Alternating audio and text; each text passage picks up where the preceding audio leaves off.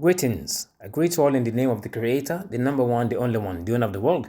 My name is Nuruddin Tijani. This is the Ministry of Truth, the Return of Light. In this video, I'm going to be sharing more evidence on the word Tataria, proving the existence of the empire in the past. On the screen now, you can see a map, which is a map of the territory of Tataria. I have to say one thing very quickly, that this map is not showing the whole territory, because in the past I've actually seen a map that actually spans from the edge of the border of Russia with the United States of America, and to the other side of the map, up to Europe and other parts of Africa. So, but in any case, you can see the vast territory of this empire running all through the North Asian part and Russia entirely, and the up to the border of America, because on this side of the map, this side is actually a border with the United States of America, and there is a big possibility that the empire actually spread up to the the neighboring country, which is the United States of America. So, having said that, this is a map. Actually, one of the subscribers suggested that I show a map to for people to see. So that's what we have here. So with that said, this is a clear proof that it was an ancient world empire, world leading empire, so to say. And in this part, it was called it's actually called Grande Tartari. Okay, on this map, Grande Tartari, as you can see. So that's that. I believe this is a book that a person wrote, a person called James W. Lee, the One World Tartarians, the greatest civilization ever to be erased from history. As a matter of fact, I wouldn't say that they were totally erased, because we still have some remnants of this civilization and this empire. For example, looking at Tatarsk, Russia, there's a place called, like I said in previous videos, that there's a city called Tatarstan in Russia, which is a clear proof that there was existence of that place of that empire, and it actually was prominent in the territory of what's called Russia today. And there's another city that I found, which is called Tatarsk. That's very, very obvious, and easy to see that that's another name for the empire. Tatarsk is in the Russian language it's actually a suffix of possession, or a suffix of belonging to someone or something.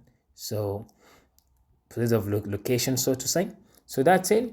That's another proof here. Here are some photos that I found on some images that I found on Google. So the Tatarsk is another evidence of the existence of the Tatarian Empire and the prominence of the empire in the territory of Russia today. So as you can see here, people celebrating some traditional moments and so on and so forth.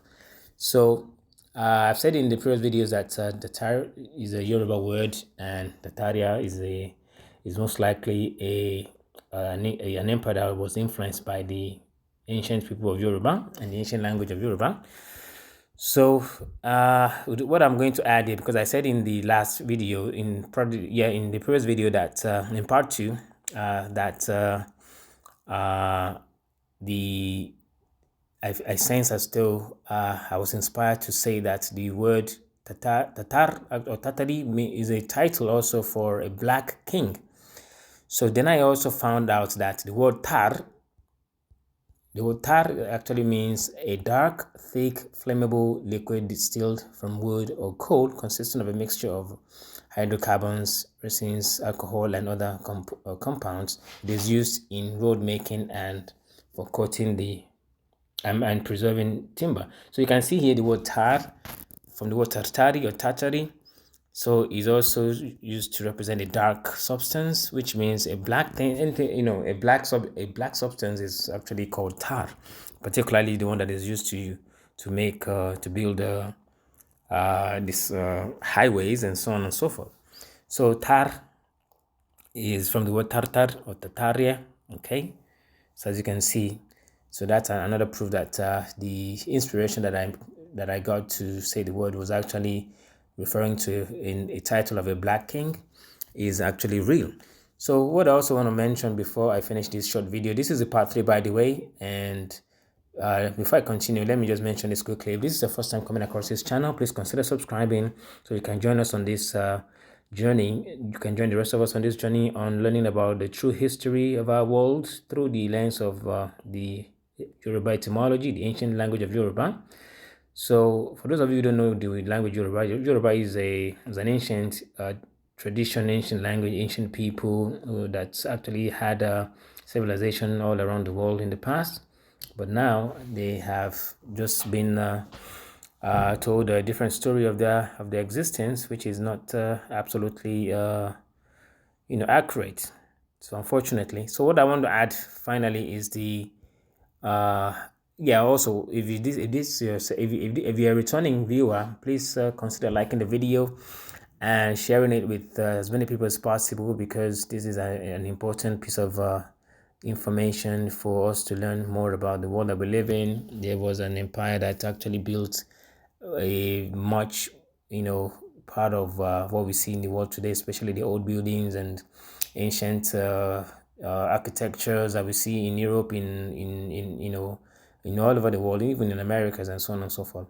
So the last thing I want to mention is another proof, which is in the word, which is the word theater. Theater is actually from the Yoruba, is a Yoruba phrase.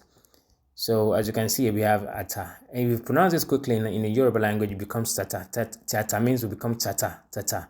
All right. So what does ata mean? Ata actually means the sun. Excuse me. Ata means the sun.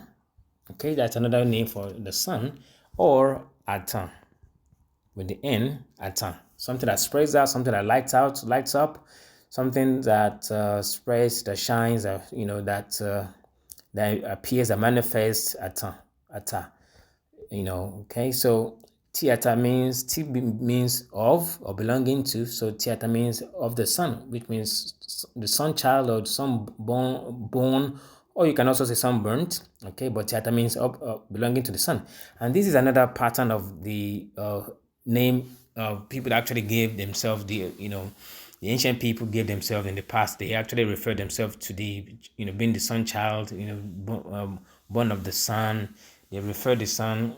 They refer the sun as being, life giver and so on and so forth. So it's an important way of, showing respect to the sun. They didn't worship the sun as many people actually think people actually did in the past. They didn't actually worship it as today. The word worship doesn't mean actually, calling it. Anyway, there's a lot to talk about. I don't want to get into that. They didn't worship the sun, so generally, but they revered the sun. They respected the sun because it's the life bringer. Okay, they know more than just worshiping the sun. Well, maybe some people did, some pagans did, but the original people actually didn't. They only showed respect to the sun. Okay, because it's there's a lot to talk about that. But that, I mean, make another video for that kind of topic. So that's it. That's another linguistic evidence that the word Tataria, tata is from the Yoruba word, and it's a word phrase used by the people, the ancient people of Yoruba in the past. The word Ata actually is also in the Egyptian language, which means also the sun, Ata. For example, Akhenaten, and so on and so forth. So that's it. If you have any questions you'd like to ask, consider, just send me a comment in the comment section. I'll get to you as soon as I can. Thank you, and I'll see you in the next video. Salua.